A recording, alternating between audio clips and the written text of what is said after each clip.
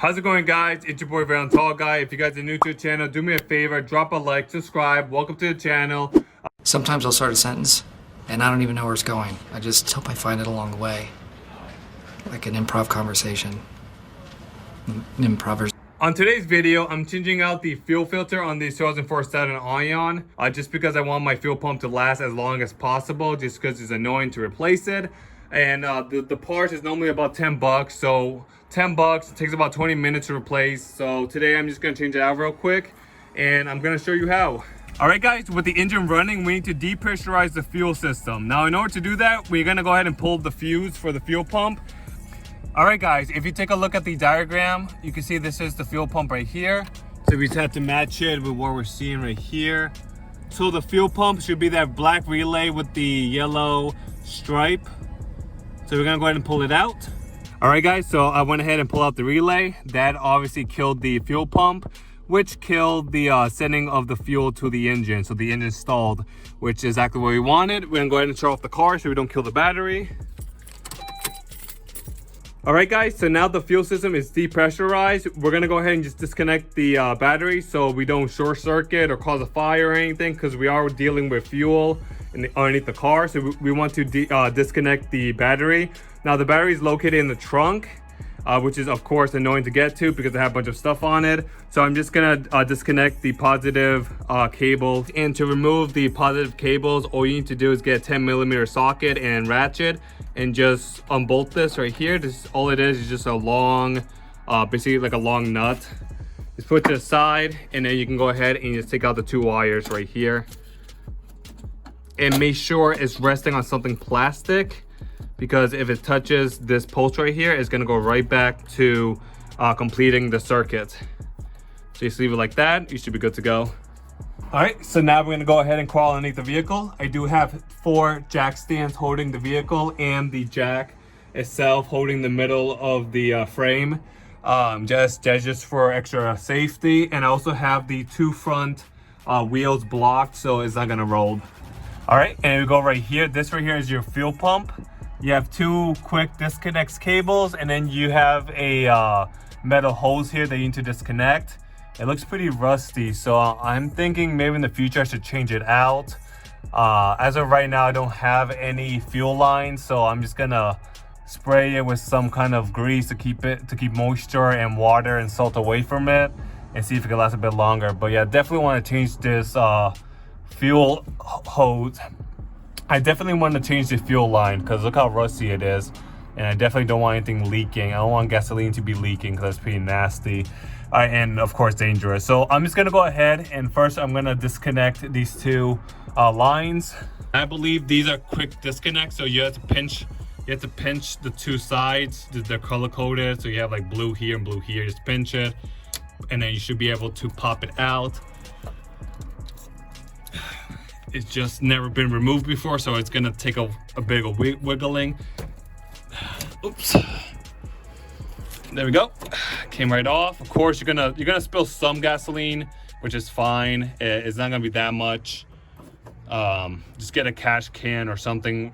All right, and then same thing with the other one. You're gonna go ahead and just locate the 2 tabs and pinch it and remove it. All right, I was able to disconnect both lines. They're both the same. You have to squeeze the 2 tabs and pull it out. Simple, quick disconnect. I'm gonna get some a bucket here just to collect all this, because honestly it's spilling too much gasoline for my liking. And then I'll be right back to show you how to disconnect this line. All right, guys, so in order to remove this part, you're gonna need this special tool right here. Honestly, this is just a fuel line puller. You can get this at AutoZone or Riley's, Advanced Auto Parts. Basically all you're gonna do is you're gonna find the correct size. You're gonna place it in here.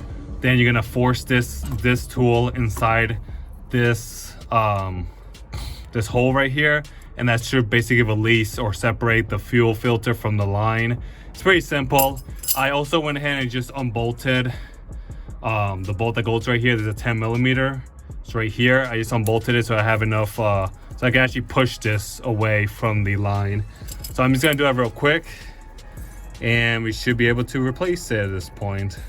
All right, guys, so I'm just gonna do this real quick since I need both hands on this, and I'll get right back to you. All right, guys, so I got the fuel filter out of the vehicle. Honestly, it took a lot of force from this tool. I need to really press it into here so I can unclip these retainers so that the fuel line and the fuel filter can separate. So if you're doing this, I recommend putting it in there as far as you can by hand, and then get a screwdriver and kind of like pry on it. So this this coupler or this circle piece can just get in there deeper so you can release it. Now, the moment of truth, let's see how nasty this filter is. All right, from this, you can tell that this is pretty nasty gasoline coming out of this filter. So definitely, it was time to change this filter. Honestly, people never change these.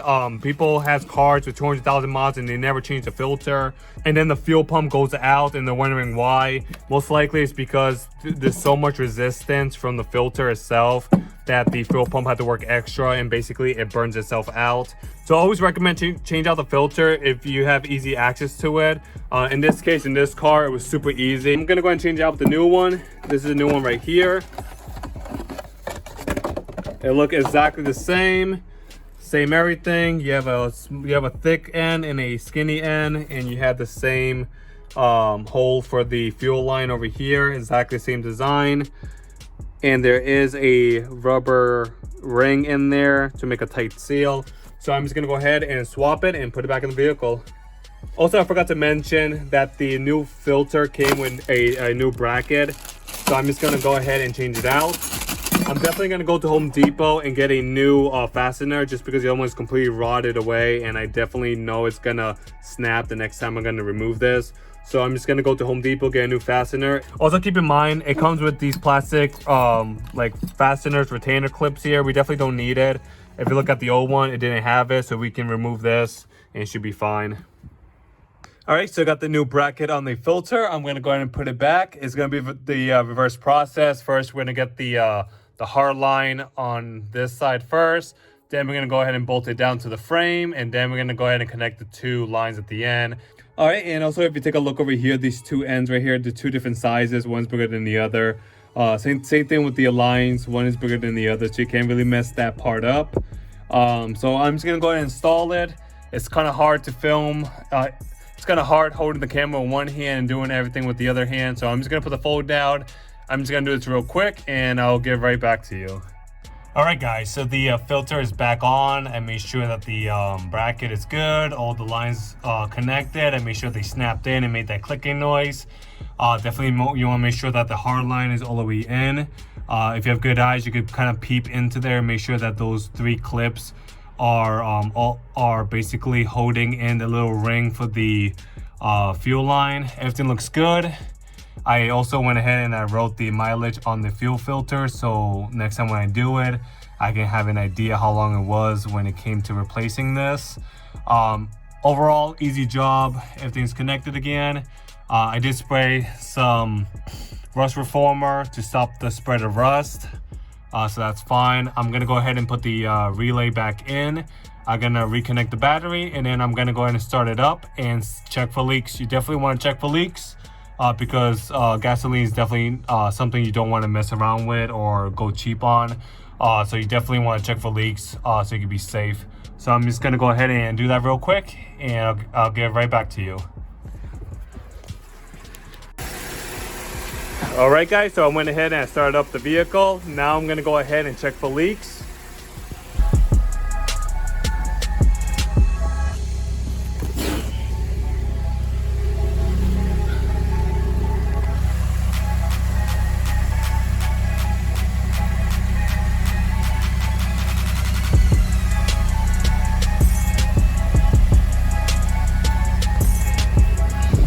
Alright guys, I'm not seeing any leaks. I double checked the two connectors over here. I checked the hard line over here. Of course, I still have a wet rust reformer paint, but I don't see any significant leak. And since the fuel system is pressurized, you will definitely notice a leak because you're gonna hear it hissing and you're gonna see like a stream of gasoline spraying.